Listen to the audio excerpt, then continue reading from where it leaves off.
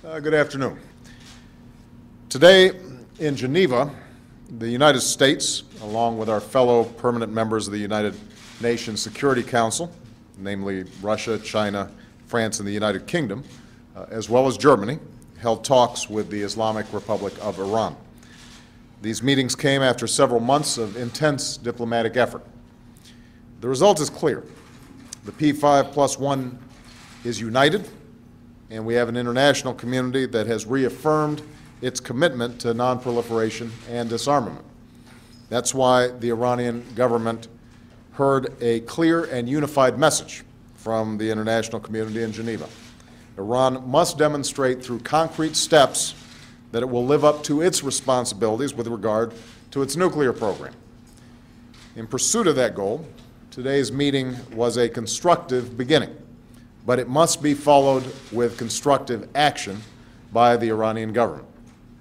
First, Iran must demonstrate its commitment to transparency. Earlier this month, we presented clear evidence that Iran has been building a covert nuclear facility in Qom. Since Iran has now agreed to cooperate fully and immediately with the International Atomic Energy Agency, it must grant unfettered access to IAEA inspectors within 2 weeks. Second, Iran must take concrete steps to build confidence that its nuclear program will serve peaceful purposes, steps that meet Iran's obligations under multiple UN Security Council resolutions.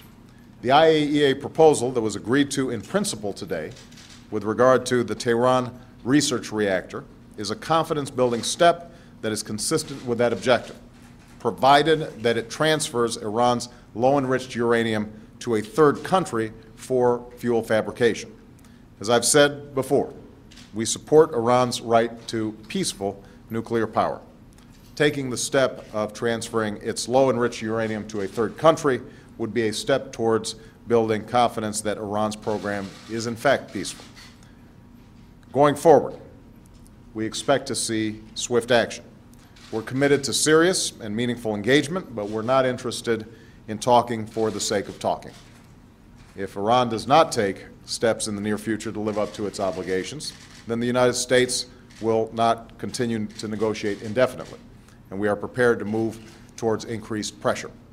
If Iran takes concrete steps and lives up to its obligations, there is a path towards a better relationship with the United States, increased integration for Iran within the international community, and a better future for all Iranians. So let me reiterate, this is a constructive beginning, but hard work lies ahead. We've entered a phase of intensive international negotiations, and talk is no substitute for action. Pledges of cooperation must be fulfilled.